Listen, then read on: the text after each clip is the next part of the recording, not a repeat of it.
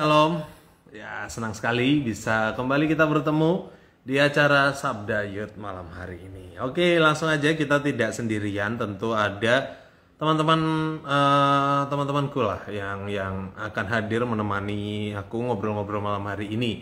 Oke, mungkin boleh memperkenalkan diri terlebih dahulu, Ibu Yulia dan Kak Roma, dari teman-teman yang hadir malam hari ini. Saya tahu ada yang belum mengenal. Silakan Ibu Yulia. Ya, saya Yulia, sahabat Sabda, dan senang sekali bisa berkumpul bersama teman-teman semuanya. Saya lahir dari Solo, dan apalagi, dan senang berjumpa dengan semua. Ya, oke, thank you Ibu Yulia. Kak Roma. Halo, halo Rey, halo Bu Yulia Halo. dan teman-teman semua. Ya, saya Roma dan saya juga sekarang di Solo, tapi asal dari Medan dan sekarang melayani juga di Yayasan Lembaga Sabda. Thank you. Iya, mungkin kita bisa berdoa terlebih dahulu, mungkin. Ya, sembari menunggu karena mungkin jaringan atau sedang tidak bersahabat. Boleh kita berdoa? Oke, kita berdoa terlebih dahulu ya teman-teman. Kak Roma boleh memimpin kita dalam doa. Ya, mari kita berdoa. Terima kasih Tuhan Yesus, kami sungguh bersyukur kepada Engkau pada malam hari ini. Kami boleh kembali bersama-sama hadir dalam kegiatan yang kami selenggarakan setiap hari Selasa, itu Sabda Youth. Dan malam hari ini kami sungguh bersyukur karena kami akan mendiskusikan satu hal yang penting. Satu hal yang akan membukakan mata kami Tuhan terkait literasi Alkitab. Kiranya Tuhan boleh menolong kami untuk boleh mengerti setiap apa yang kami akan bagikan malam ini, dan bersama seluruh teman-teman dari Sabda Youth yang sudah hadir juga Tuhan berkati, supaya boleh belajar sesuatu dan boleh diterapkan juga dalam kehidupan kekristenan mereka, dalam pelayanan dan juga komunitas mereka. Terima kasih, kami serahkan juga untuk Kak Isto yang belum bergabung bersama kami, kiranya Tuhan juga pakai untuk device dan juga alat, setiap jaringan yang kami pakai supaya semua boleh bermanfaat dalam kelancaran acara kami pada malam hari ini. Terpuji termulialah namamu ya Bapa, dari awal pertengahan hingga pada selesainya boleh jadi Sabda Youth ini, kami ucap syukur dan kami berdoa. Amin. Amin. Wah, surprise Kak Isto sudah datang. Halo. Doanya langsung dijawab nih sama Iya. Oke. Wow, hebat. Ya, tinggal Kak Isto aja nih yang belum kenalan. Boleh memperkenalkan diri Kak Isto? Oke. Selamat malam semuanya. Nama saya Andini Isto Malo, biasa dipanggil Isto. Saat ini berdomisili di Sumba dan berjemaat di Gereja Kristen Jemaat Umum Aku. Mungkin singkat itu saja. Oke, Kak Isto, mantap. Selamat bergabung di Sabda Youth juga. Oke, Terima kasih, teman-teman yang mungkin baru pertama kali hadir di acara Sabda Youth malam hari ini, dan mungkin bertanya-tanya Sabda Youth itu acara apa? Aku sedikit menjelaskan, Sabda Youth adalah acara ngobrol bareng. Ya. Kayaknya anjingnya Isto ingin kenalan juga. Iya. Iya, mereka turut bernyanyi dan berdiskusi juga. Oke, boleh di-mute sebentar nih Kak Isto. Oke, mantap. Thank you Kak Isto. Nah, acara Sabda Youth teman-teman, bagi yang teman-teman mungkin baru pertama kali hadir dan baru mengikuti Sabda Youth malam hari ini, Sabda Youth adalah acara ngobrol bareng, membahas topik-topik kekinian atau topik-topik anak muda, seputaran anak muda, dan kami pandang secara alkitabiah. Itu sesuai dengan visi Sabda Youth, yaitu mempersiapkan anak muda untuk menjalani panggilan Allah dalam generasinya. Itu dia Sabda Youth, sekilas tentang Sabda Youth. Nah teman-teman, kita mau mulai obrolan kita malam hari ini. Minggu lalu kan kita sudah bahas ya tentang Christian Digital Quotient, yang dipimpin dengan yang diobrolin teman saya, ada Tian, ada Bu Yulia juga, ada Kak Odi, ada Kak Tere. Nah seru. Bisa dilihat juga rekamannya di IG-nya Sabda Resources. Dan salah satu cara untuk menanamkan nilai-nilai kekristenan dalam CDQ ini, yaitu Christian Digital Quotient, adalah dengan cerdas Alkitab. Atau nama kerennya, nama istilah bahasa Inggrisnya, Biblical Literacy. Nah, Biblical Literacy, kalau teman-teman belum cukup familiar dengan istilah ini, Tidak apa-apa, karena kita malam hari ini akan diskusikan bareng-bareng, akan obrolin bareng-bareng terkait tema itu ya, teman-teman. Nah, silakan juga teman-teman ikut berkomentar nanti, sekali lagi, ikut berdiskusi, beri pertanyaan, beri pengetahuan teman-teman juga terkait apa yang akan kami diskusikan.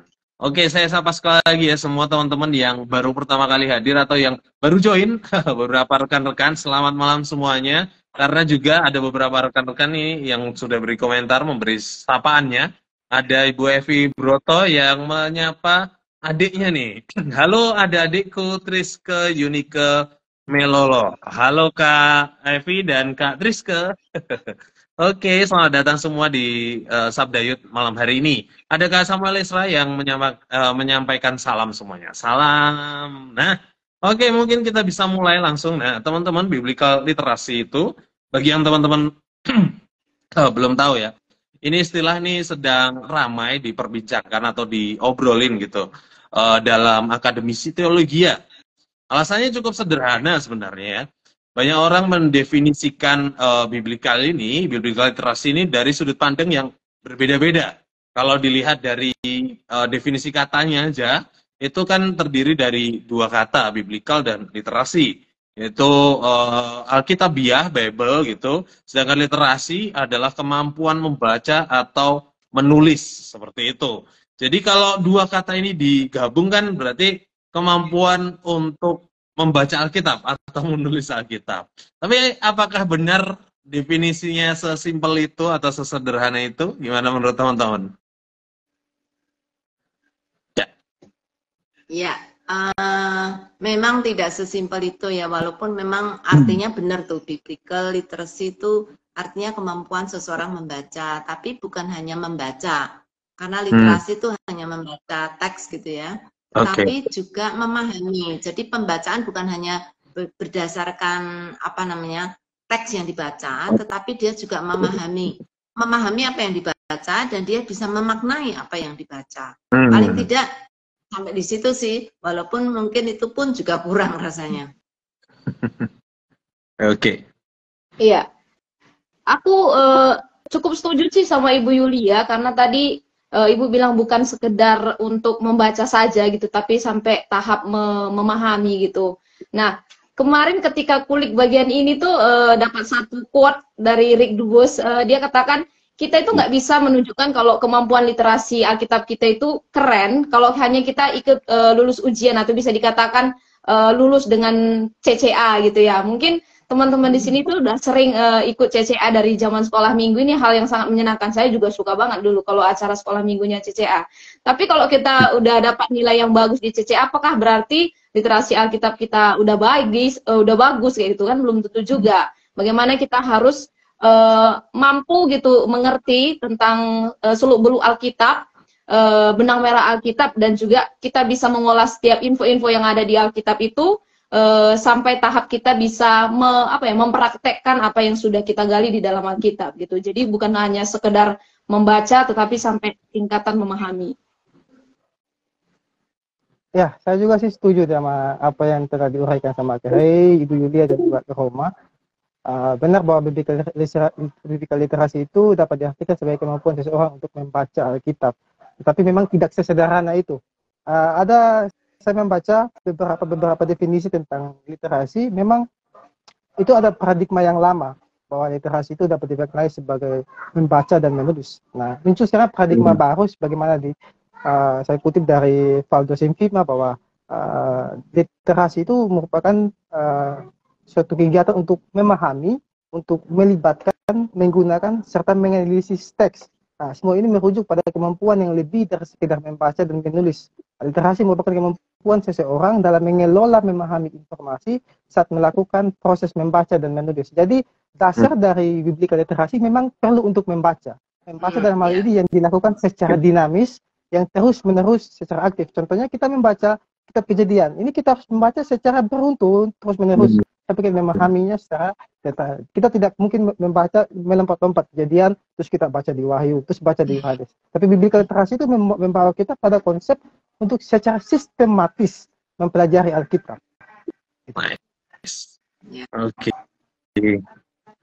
Ya, setuju, sepakat. Dan sepemahaman dengan Ibu Yulia, Kak Roma, maupun Kak Isto. Bahkan Kak Isto sudah mempertegas itu. Literasi bukan hanya membaca dasarnya, betul membaca, tapi lebih daripada itu. Ini kalau dari Kak Cika menyampaikan, membaca literasi harus sabar, ngelihat banyak perbandingan dari sumber yang lain. Ya, betul sekali, setuju, sepakat dengan hal itu. Makanya kalau kita teliti lebih dalam ya, biblical literacy itu kan lebih dari sebatas mengetahui kitab kejadian, kapan ditulis, penulisnya, tapi bagaimana bisa memaknai itu semua dalam kehidupan kita sehari-hari. Menurutku sih seperti itu ya, bagaimana kita bisa lebih dari memahami latar belakangnya, itu jelas penting. Itu jelas berguna gitu. Nah, tadi menyambung dari Kak Isto Ya. ya, waktu mengatakan kita harus memahami, membaca dan memahami Alkitab secara sistematis. Jadi sebenarnya mungkin biblical literacy itu ada tahapannya ya. Pertama harus membaca dulu. Tadi kan kita sepakat ya, harus baca dulu. Mungkin setelah itu kita mengenali tokoh-tokohnya, nama-nama tempat dan ceritanya, kejadiannya dan lain-lain. Nanti setelah itu masuk ke tahap yang lebih dalam lagi.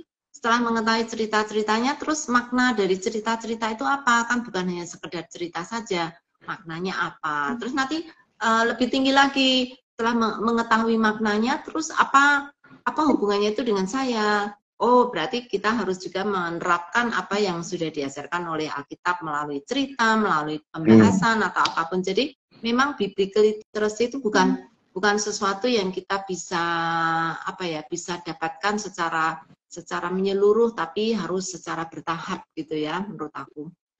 Iya, aku setuju banget sama Ibu ya. Jadi step by step itu mungkin harus mulai dibangun juga ya, dari tahap pengenalan demi pengenalan sampai tahap melibatkan diri sendiri dengan Alkitab, yaitu sampai engage dengan firman Tuhan. Jadi kemampuan untuk literasi Alkitab tadi nggak sesederhana itu ternyata ya. Jadi ada langkah-langkah yang sudah dijelaskan oleh Ibu Yulia tadi, teman-teman. Seperti juga kata Kak Samuel Esra mengomentari sih tadi, cerdas teman Alkitab acara yang terbaik di sekolah minggu. Benar sekali memang.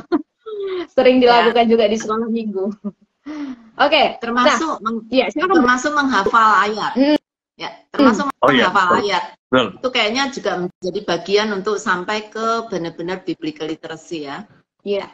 Sorry Kak Isto. Jadi secara sederhana dapat kita katakan bahwa biblical literacy itu merupakan kegiatan membaca ya. Membaca secara dinamis, secara aktif, memahami isi teks Alkitab dan maksud dari teks tersebut, kemudian melibatkan dan juga menggunakan Alkitab sebagai pedoman kehidupan, apalagi kita sebagai orang Kristen, gitu. Iya. Ya. Jadi puncaknya memang di penerapannya gitu ya. Jadi posisi dari biblical literasi itu berarti dimulai dari niat untuk membaca, berarti kayak. Iya.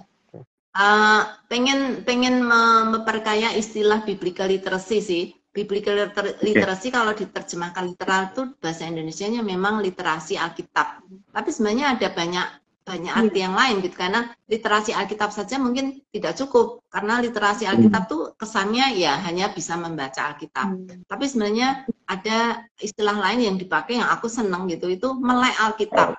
Maksudnya bukan hanya melihat dan bisa membaca, tapi benar-benar tuh bisa melihat kedalaman dari Alkitab itu, memaknai dan juga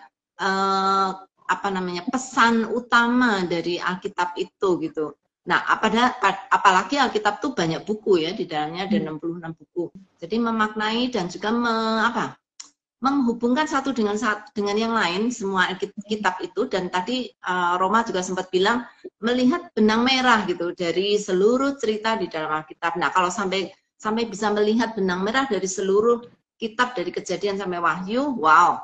Itu saya pikir lumayan lah, walaupun itu belum sepenuhnya sempurna dibilang biblical literacy, tapi paling tidak kita cukup melek dengan apa yang sebenarnya ada di dalam Alkitabnya. Masalah kita mempercayai atau tidak itu urusan yang kedua menurut saya. Oke, ya setuju banget sama teman-teman sekalian. Tadi Ibu Yulia juga menambahkan terkait istilah lain mungkin yang bisa dipakai untuk literasi Alkitab, melek Alkitab atau tidak buta Alkitab, ya teman-teman bisa mengistilahkan sendiri. Tetapi kita sudah bahas sampai di situ ya. Jadi kebanyakan orang berpikir literasi atau melek Alkitab itu artinya kemampuan seseorang dalam menghafal banyak ayat, ya, atau mengetahui semua cerita dalam Alkitab dengan baik. Itu juga ya. Tapi dari diskusi kita ini, saya bisa simpulkan bahwa orang-orang yang tahu fakta-fakta dan istilah-istilah Alkitab belum tentu menjadi orang-orang yang cerdas atau melek Alkitab. Nah, jadi orang seperti apa yang bisa dikatakan sebagai orang yang melek Alkitab menurut teman-teman? Ya, silakan Kak Istu.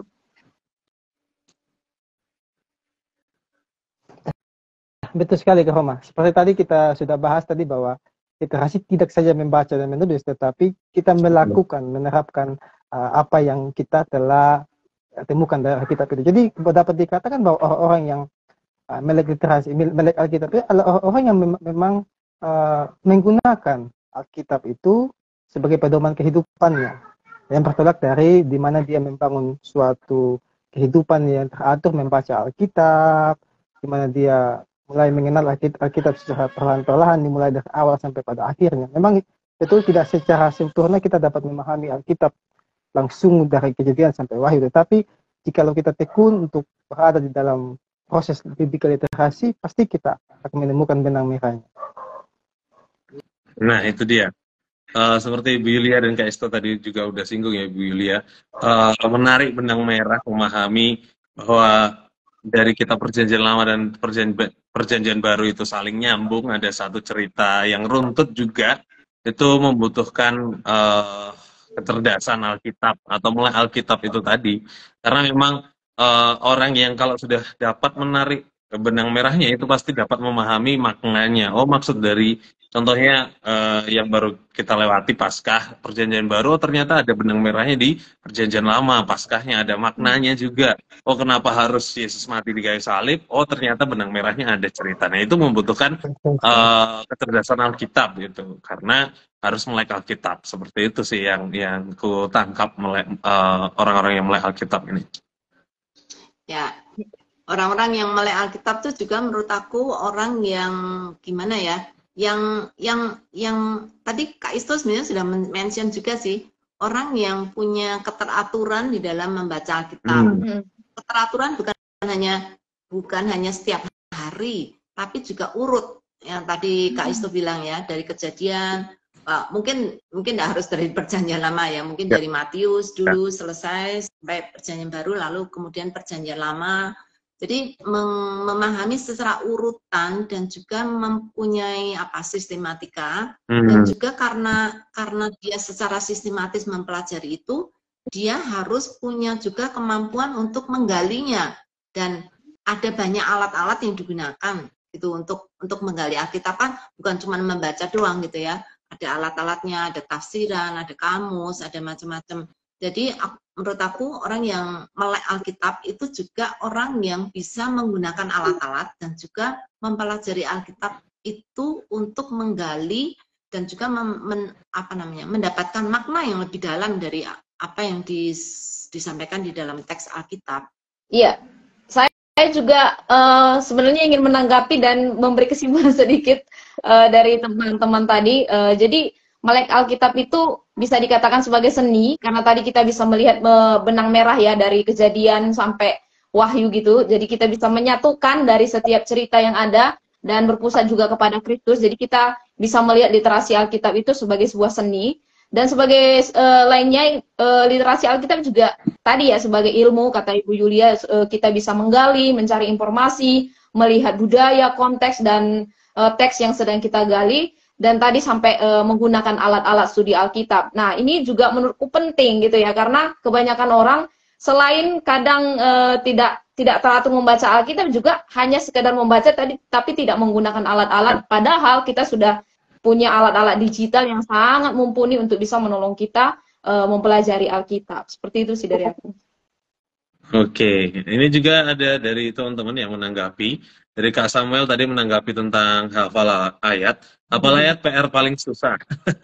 Ya, termasuk. Itu baru hafal ayat ya, belum tadi menyambungkan benang merahnya tadi. Itu makin susah lagi.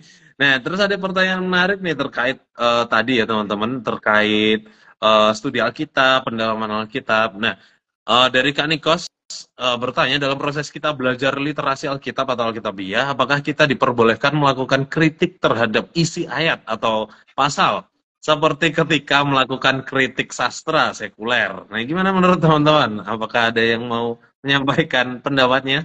Silakan. Saya pernah Yang tergantung sih ya. Oh, sorry. Roma angkat tangan. Sorry. Ibu dulu nggak apa-apa. Saya sebenarnya tadi ingin menyampaikan ke Ibu juga. Saya pernah belajar sih dalam teologis bahwa ketika kita menggali satu teks juga kita bisa melakukan kritik teks, tapi tidak selalu. Itu yang saya tahu. Mungkin Ibu mau menambahkan. Ya, tergantung motivasinya untuk kritik teks ya. Kalau motivasinya adalah untuk mencari kesalahan, mungkin kita tidak perlu gitu ya untuk orang Kristen ya yang sudah mempercaya Alkitab. Tapi kalau kritik teks itu untuk mempertanyakan apa namanya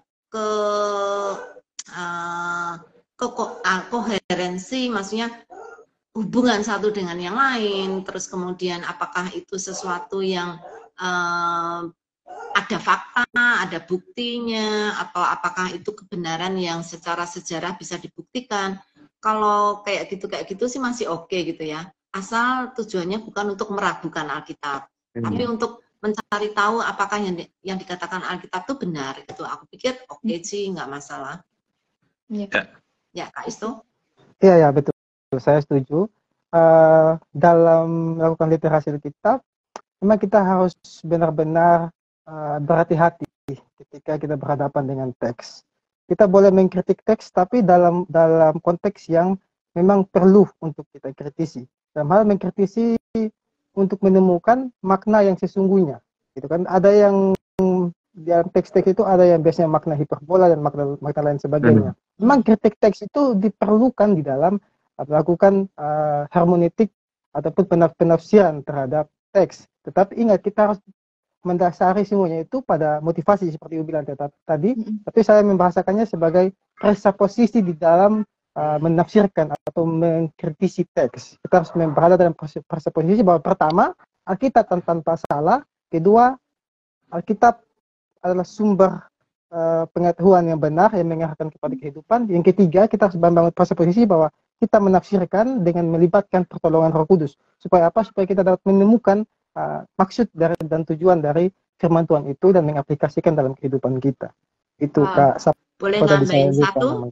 Ya, boleh nambahin satu.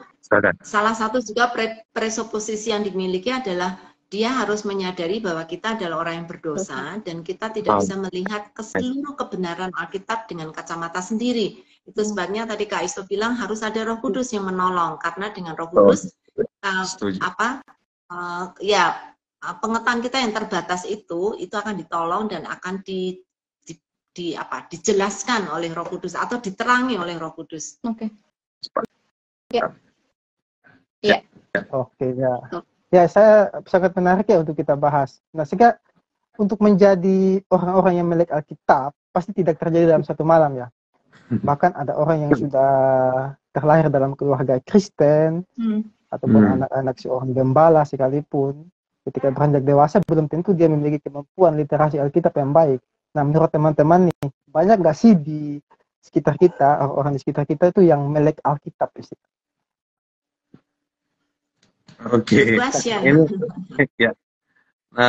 Pertanyaan yang menarik, apakah banyak orang yang sudah mulai Alkitab atau belum mulai Alkitab? Itu kalau bicara data ya, aku berapa cari referensi gitu. Tapi yang mungkin aku jawabnya yang paling dekat terlebih dahulu ya, dari sudut pandang gerejaku sendiri. Gerejaku sendiri tuh lebih sering khotbah satu arah gitu. Dan cenderung jemaat tuh ya satu sisi karena mereka sudah berusia gitu. Jadi untuk bareng-bareng menggali itu atau berdiskusi gitu kurang tektokannya kurang gitu. Jadi cenderung memang khotbahnya satu arah dan akhirnya yang muda-muda pun terbiasa juga seperti itu. Sehingga ketika aku sendiri ketika sharing di depan mereka, di depan anak muda, aku berusaha ajak mereka berdiskusi gitu, itu minim pertanyaan mereka, atau mereka belum bisa nangkep apa sih maksudnya gitu. Jadi cenderung lebih suka menerima daripada ikut mempertanyakan, seperti tadi sudah dibahas ya, kritik teks itu ya. Jadi dari situ juga artinya melek Alkitab belum semua orang Kristen ya, meskipun sudah lahir Kristen, bahkan anak pendeta pun, bahkan aku mungkin kalau nggak banyak sekolah, kalau nggak, aku puji-Tuhannya sempat sekolah teologi atau dan juga pelayanan juga, banyak relasi dari teman-teman, dari tempatku bekerja saat ini, melayani saat ini di Sabda juga, itu memperkaya dan meningkatkan literasi Alkitabku. Jadi, kalaupun aku nggak sekolah teologi dan melayani di Sabda, bisa saja aku kurang melek Alkitab karena hanya ikut-ikutan dan hanya cenderung menerima. Itu sih dariku dan sedikit sharing pengalaman. Ya. Iya. Saya lanjutkan dengan pengalamanku juga di gereja gitu, karena dalam konteks pemuda, karena kan aku juga terlibat dalam pelayanan pemuda gitu. Ya bisa dilihat kalau tentang melek Alkitab ini sebenarnya nggak terlalu, mungkin nggak buta 100%, tapi juga nggak melek 100% gitu. Karena ya beberapa kali juga ketika dalam apa ya, dalam kita PA atau dalam kita ibadah pemuda remaja gitu, seringkali ini baru tahap CCA, seringkali aku tes dengan cerdas sama Alkitab, dan di situ pun masih ada beberapa teman-teman pemuda yang belum bisa gitu, belum bisa menjawab seputar pertanyaan-pertanyaan dari Alkitab yang aku tanyakan gitu. Jadi langkah yang aku ambil salah satunya yaitu mencuri pengetahuan dari Sabda, yaitu menerapkan metode untuk belajar bersama gitu. Jadi ketika kita menggali satu perikop gitu, biasanya kita juga langsung bahas konteksnya dan tanya setiap teman-teman yang hadir gitu dalam ibadah pemuda remaja untuk mengenal apa yang sedang kita gali gitu. Jadi menerapkan PA bersama sih, nggak monolog aja. Iya, silakan Bu. Ya, tadi karena yang menyebut CCA itu pertama juga Roma gitu ya. Aku jadi mengambil kesimpulan sebenarnya untuk ngetes seseorang itu melek Alkitab atau enggak, itu tes yang paling rendah itu adalah CCA. Ya. Kalau CCA aja nggak masuk gitu, berarti menanyakan yang lebih dalam lagi mungkin agak susah gitu ya. Karena CCA kan cuma fakta-fakta doang ya, cuma pengetahuan aja. Sedangkan mendalami, melihat maknanya, melihat implikasinya gitu mungkin lebih sulit lagi. Ya. Betul sekali. Ya, betul sekali teman-teman apa yang tadi disampaikan. Saya sempat membaca satu artikel kemarin. Ada penelitian ini dilakukan di Amerika, di gereja di Amerika pada tahun 2002. Ternyata banyak sekali orang-orang Kristen yang notabene milik Alkitab. Ada juga yang buta Alkitab. Sebenarnya ketika ditanya tentang sebutkan saja 3 murid Yesus, ada yang tidak dapat menjawabnya dengan benar. Ketika ditanyakan tentang 10 perintah Allah, ada yang tidak dapat menjawabnya dengan benar. Memang untuk melihat orang yang milik Alkitab dan yang tidak milik Alkitab itu memang secara kasat mata susah ya kita bedakan, kita harus lihat untuk bedakan sudah. Tapi memang seperti Ibu bilang tadi, dimulai pada tahap yang paling dasar kayak CCA atau kita melempar pertanyaan tentang seputar Alkitab, itu kita dapat melihat bahwa orang ini dapat memahami Alkitab atau tidak. Dan juga dalam bergereja di jemaat saya, seringkali apabila ketika pengkhotbah membaca ayat, saya sering melirik ke kiri kanan. Pasti ada 1-2 orang yang kesulitan untuk mencari kitab yang disebutkan. Misalnya disuruh buka kitab Mazmur, tapi dia bingung Mazmur ini ada di mana, PL apa PB. Jadi dia muter cari dari belakang sampai ke depan, sampai dia ketemu. Jadi kita sudah habis membaca ayatnya, dia baru menemukan kitab tersebut. Biasanya seperti itu saya temui. Aku juga punya cerita. Dulu kan waktu ada baptisan di gereja gitu, aku iseng-iseng aja sih tanya, kamu tahu nggak kenapa kamu harus dibaptis gitu ya, untuk pengen sih ngecek gitu ya.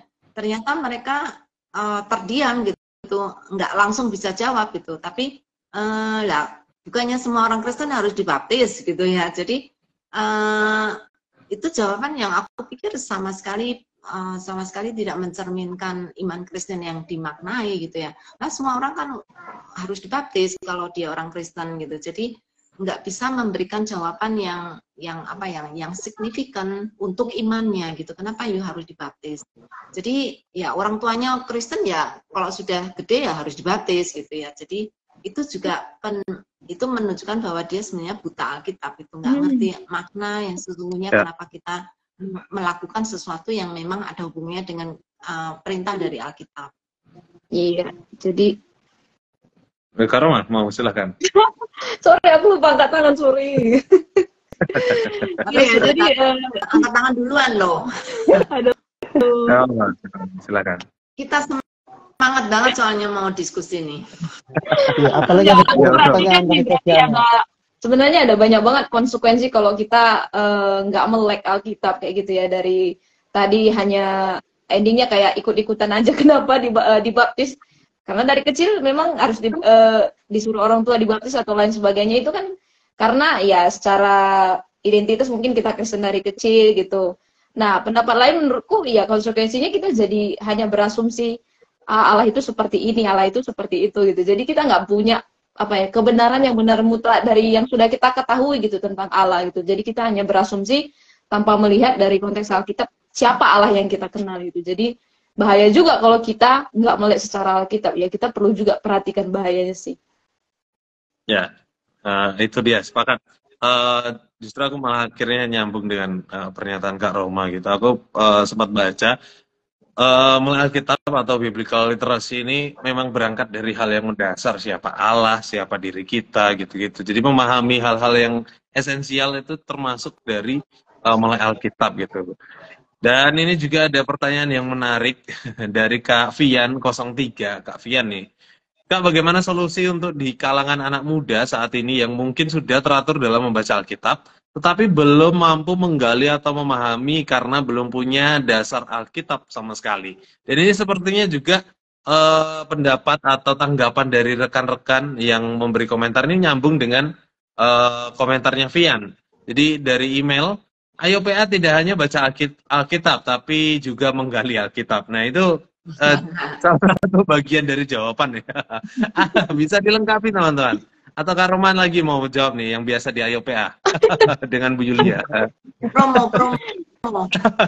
Iya, salah satunya tadi Ayo PA ya, PA online ya, ikut PA online Alkitab hari Senin, karena kita nggak akan sekedar comot-comot ayat aja, tapi kita melihat teks dan juga kita melihat konteks dan mendapatkan hasil dari apa yang kita pelajari gitu. Mungkin salah satu ide yang lain mungkin yang bisa dilakukan anak muda, kalau baca kutipan di medsos itu, karena kadang kita suka baca kutipan atau quote gitu di medsos yang banyak bertebaran, dan itu pasti kadang menyukakan anak muda, saya sendiri suka gitu.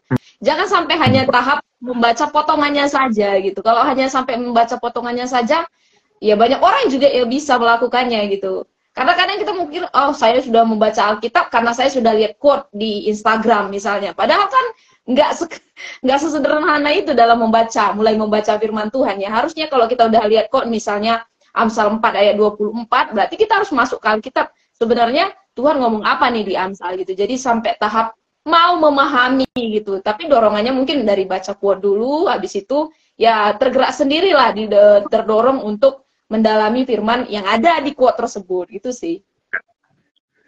Ya, Kak Isto tadi udah angkat tangan terus.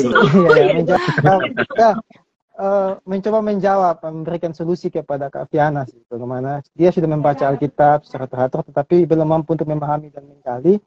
Memang pertama kita harus memahami konteks dari firman Tuhan itu, karena kita memang berada dalam gap yang berbeda.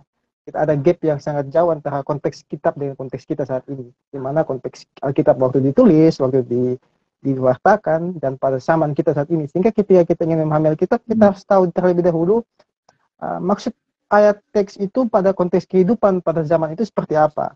Dan apa sih implikasinya buat kehidupan saya. Jadi untuk memahami Alkitab itu memang tidaklah mudah, tetapi kita harus memahami pertama ya konteksnya, terus maksud dari ayat-ayat itu seperti apa dalam kehidupan kita, dalam konteks kehidupan pada zaman itu dan pada zaman ini seperti apa. Silakan. Ya, ini ada pertanyaan yang menarik, sambungan dari tadi pertanyaan Kak Vian ya, dari Ibu Deborah Wisnu. Gimana pengalaman kakak-kakak menolong anak muda untuk bebas dari buta Alkitab? Nah, itu pertanyaan bagus banget dari Ibu Deborah. Jadi memang walaupun kita ini orang-orang yang mungkin sudah lahir Kristen, sudah bertahun-tahun di gereja, sudah dibaptis lama gitu ya, seringkali kita malah justru bukan orang yang melek Alkitab, kebalikannya kita orang-orang yang buta Alkitab. Terutama anak muda. Saya kira tadi ada Saudara Nikos ya memberikan hasil riset dari Barna tentang persepsi anak muda terkait Alkitab. Wah, itu aku juga udah lihat beberapa statistik yang lain ya.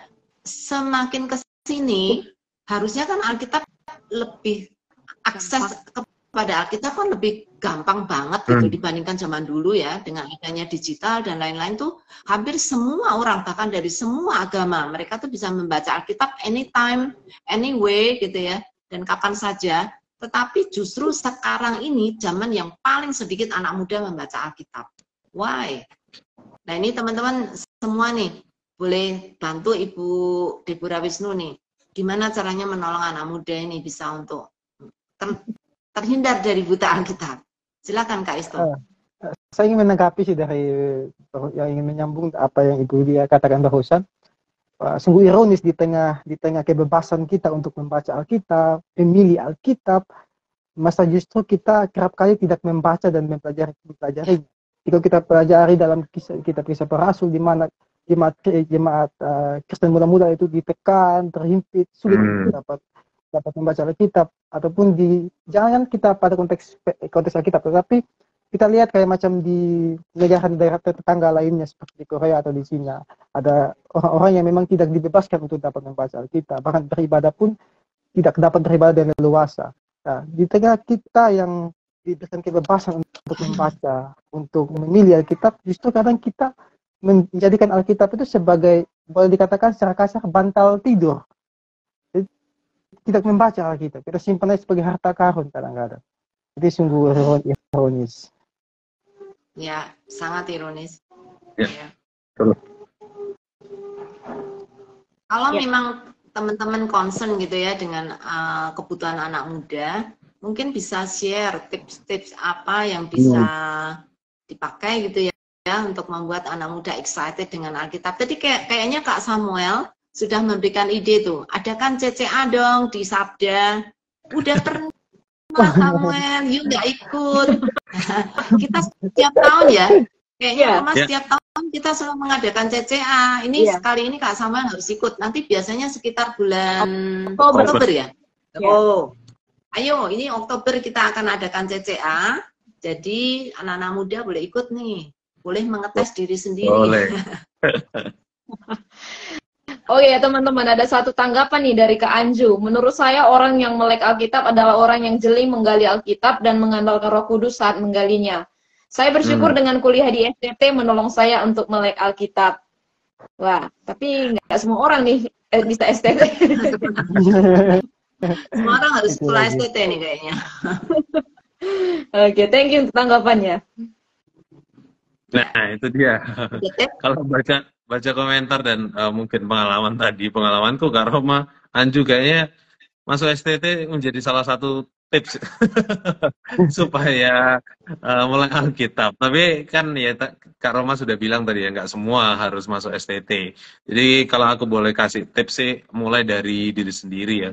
Karena memang zaman yang semakin mudah, artinya banyak alat-alat studi Alkitab digital yang bisa dipakai untuk memahami latar belakangnya, bagaimana konteks saat itu sekarang tuh mudah diakses gitu. Jadi semua itu bisa digunakan. Jadi sadarilah mulai dari diri sendiri lah, untuk dapat memiliki kesadaran itu bahwa Alkitab ditulis berbeda zaman dengan kita. Oleh sebab itu kita harus memahami zaman saat itu dulu, atau zaman ketika Alkitab ditulis itu terlebih dahulu, supaya dapat menerapkan prinsipnya di zaman kita. Karena kalau kita langsung mentah-mentah menerapkan kan nggak bisa, susah gitu.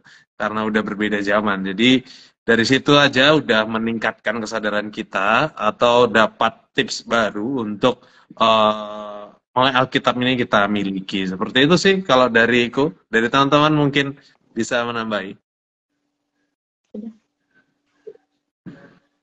Ya, siapa nih mau menambah ini? Saya mau menambahkan sedikit. Oke. Semula kalau berbagi pengalaman pada waktu SMA itu memang saya orang yang boleh dibilang tidak memahami Alkitab. Tapi ketika kuliah di STT, bukan karena kuliah di STT-nya, bukan karena kuliah di STT sama kutip sih guys, yang mau tegaskan. Tapi ketika saya membuka laptop, menginstal aplikasi software Sabda 5, ketika saya mencari situ, menggali itu, saya mulai memahami sedikit demi sedikit. Itu ada masuk konteks teks, konteks latar belakang, makna ayat, makna katanya dan sebagainya. Ada nas paralel yang berhubungan situ. Lengkap semua. Jadi kalau teman-teman ingin jadi orang milik Alkitab, teman-teman bisa gunakan salah satunya kalau untuk di laptop kayak macam software Sabda 5, saya pakai itu sih saat ini.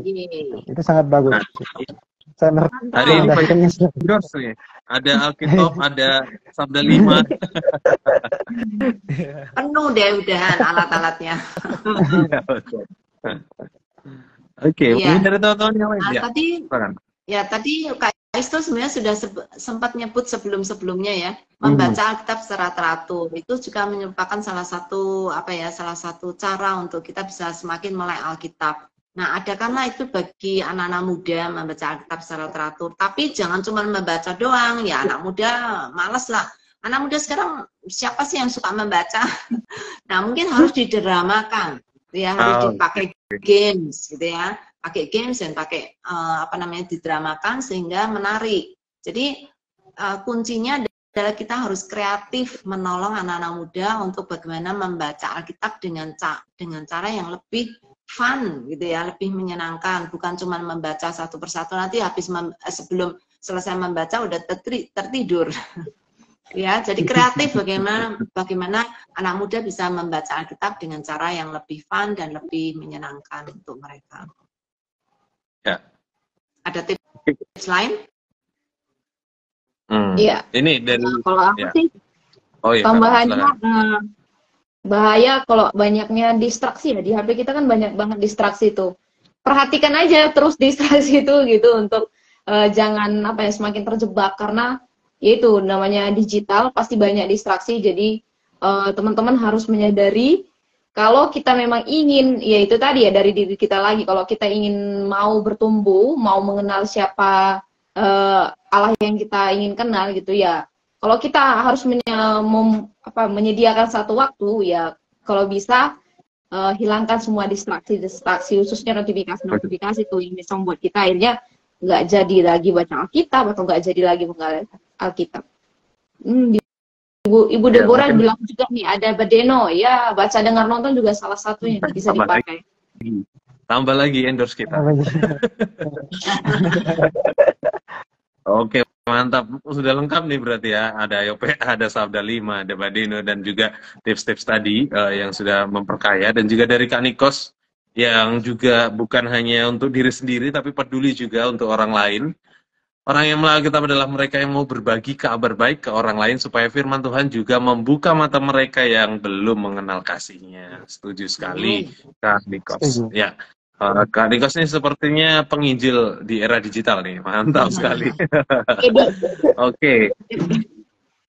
Ya, tak terasa obrolan kita sungguh seru, teman-teman, dan bersyukur juga teman-teman yang hadir malam hari ini boleh ikut berdiskusi, bahkan memberikan tadi Kak Niko salah satunya memberikan riset terbaru terkait pemuda dan Alkitab, dan kiranya semua itu dapat menolong kita untuk mendorong semakin kita membuka mata kita, membuka pribadi kita untuk melek Alkitab, untuk memiliki biblical literasi yang baik seperti itu. Oke, mungkin bisa dari masing-masing kita boleh memberikan closing statement ya, karena memang semakin lama semakin seru obrolan kita. Kalau tidak diberhentikan bisa sampai jam 9, jam 10 nih. Oke, boleh kita berikan statement, closing statement untuk sebelum menutup acara obrolan kita malam hari ini. Dari Ibu Yulia boleh. Terus aku nanti terakhir Kak Isto. Ya. Teman-teman khususnya kaum muda nih ya, atau mereka yang berjiwa muda, nggak harus muda tapi yang penting berjiwa muda. Kalau kita sudah mengaku diri sebagai orang Kristen, jangan puas hanya menjadi orang yang beragama Kristen. Tapi hidupilah iman kita, iman Kristen kita. Dengan cara bagaimana? Dengan cara mendalami Alkitab, dengan cara benar-benar mengerti apa panggilan kita di dalam kehidupan kita. Nah, Allah sudah menyediakan Alkitab untuk kita tahu mengapa kita hidup, mengapa kita diciptakan, mengapa kita harus hidup dengan cara, maksudnya hidup, untuk apa kita hidup di dunia ini, dan bagaimana kita hidup di dunia ini. Alkitab itu sudah penuh dengan pedoman-pedoman untuk bagaimana kita menjalankan hidup kita di dunia ini, sehingga kita tidak hidup sia-sia, dan kita juga akan menikmati hidup kekal yang nanti akan Tuhan berikan. Jadi jangan hanya cuman beragama Kristen, tapi mari kita imani hidup kita dengan sering membaca Alkitab supaya iman kita sungguh bertumbuh dan kita benar-benar benar-benar mengetahui untuk apa kita hidup di dunia ini. And thank you Ibu Yulia closing statement-nya. Dariku, mulailah dari diri sendiri. Yuk kita belajar untuk semakin mendalami firman Tuhan melalui studi Alkitab. Dan kalau sudah dari diri sendiri, jangan berhenti di diri sendiri. Ajak yang lainnya untuk juga semakin banyak orang yang mulai Alkitab. Semakin kita memahami firman Tuhan, semakin kita dapat mengerti, maka semakin besar kita untuk melakukan firman Tuhan itu dan menjadi berkat. Bukan hanya untuk kita, tapi juga untuk orang lain. Thank you, Tuhan berkati. Roma. Iya. Oke teman-teman, terima kasih untuk bergabung malam hari ini. Nih ada beberapa youth dari gereja saya juga yang ikut, saya lihat. Oke. Iya, kiranya teman-teman youth di gereja saya juga bisa tergerak kembali nih untuk meningkatkan literasinya. Ya. Jadi teman-teman kita perlu sadari bahwa Alkitab itu adalah kompas gitu bagi jalan kehidupan kita. Sebenarnya satu kesempatan yang besar sih untuk kita terus bisa meningkatkan literasi Alkitab kita dengan canggihnya teknologi gitu tadi ya. Tanpa harus dipaksa, sebenarnya kita dengan leluasa bisa terus meningkatkan literasi Alkitab kita. Jadi, ayo saya ajak teman-teman untuk belajar, gunakan kesempatan, seperti tadi Kak Isto menggunakan kesempatan ya, ketika ada kesempatan datang untuk terlibat dalam Alkitab, dan jangan sampai anak-anak muda sekarang dibilang miskin Alkitab. Wah, itu betapa menyedihkannya sih. Itu sih dari saya. Thank you Kak Roma. Kak Isto, silakan. Sudah banyak hal yang disampaikan oleh teman-teman. Saya cuma menambahkan sedikit saja bahwa sebagai orang Kristen, orang percaya, kita dipanggil untuk menjadi garam dan terang dunia. Jika untuk menjadi firman itu terwujud dalam kehidupan kita, harus dimulai dengan diri kita, pribadi kita, untuk memahami apa yang telah Allah nyatakan di dalam firman-Nya. Karena kita tidak mungkin lewat mimpi langsung firman itu masuk dalam hati dan pikiran kita, tetapi memang dengan harus terus secara sistematis kita membaca, kita mulai membentuk pribadi kita, karena iman timbul dari pendengaran akan firman Tuhan. Jika kita mendengar khotbah, tetapi kita sekarang sudah dapat membaca firman itu. Jadi kalau kita sudah dapat menggalinya, kita bukan saja hanya mendengar, tetapi kita dapat masuk di dalam kebenaran firman Tuhan itu secara langsung pribadi dengan Allah. Jadi ada istilahnya kita membangun yang namanya hubungan yang secara terus-menerus dengan Allah. Jadi teman-teman, sangat penting bagi kita orang Kristen untuk bisa melek Alkitab, karena secara tidak langsung ketika kita bisa melek Alkitab, kita sudah dapat menjadikan firman Tuhan itu, atau kita dapat menjadi pribadi yang dapat mempertahankan iman kita atau berapologetika, mempertahankan iman Kristen kita dari serangan-serangan luar. Contohnya ada yang mengatakan bahwa contohnya nih, ada yang mengatakan bahwa keselamatan tidak hanya di dalam Yesus Kristus saja. Tapi ketika kita orang Kristen mau memahami itu, menyangga itu, kita lihat di dalam Kisah Rasul 4 ayat 2. Oh, di situ dengan jelas menyatakan bahwa keselamatan hanya ada di dalam Yesus Kristus. Jadi ketika kita bisa melek Alkitab, kita bisa memberikan argumen bahwa dasar iman saya seperti ini. Jadi kalau kita buta Alkitab, ketika orang mengajarkan ajaran yang sesat, yang salah, kita cuma bisa diam saja. Jadi sangat penting bagi kita untuk menjadi pribadi-pribadi yang melek Alkitab. Amin. Mantap. Thank you Kak Isto. Dan thank you semua teman-teman, Ibu Yulia, Kak Isto, Kak Roma sudah menemani aku malam hari ini. Dan ini juga ucapan terima kasih dari Kak Beatrix. Terima kasih untuk acara Sabda Youth malam ini, sangat memberkati. Tuhan Yesus memberkati. Sama-sama Kak Beatrix. Hadir lagi minggu depan, karena minggu depan kami masih ada lagi menemani teman-teman semua untuk membahas topik-topik yang menarik. Minggu depan topiknya adalah Youth and My God. Seperti apa itu? Youth and His God, sorry. Jadi bisa dilihat nanti, ditunggu minggu depan untuk kita hadir. Jika ada masih pertanyaan silahkan DM kami, dan juga teman-teman jika mau gabung dengan kami untuk ngobrol bareng silahkan juga DM hubungi kami, karena kami terbuka untuk siapa saja, untuk teman-teman boleh bergabung dan berdiskusi dengan kita, ngobrol bareng malam hari ini dan di minggu-minggu berikutnya. Thank you banyak teman-teman yang sudah memberikan komentar, memberikan pertanyaannya, yang turut berdiskusi. Boleh berikan tepuk tangan deh. Mantap, thank you.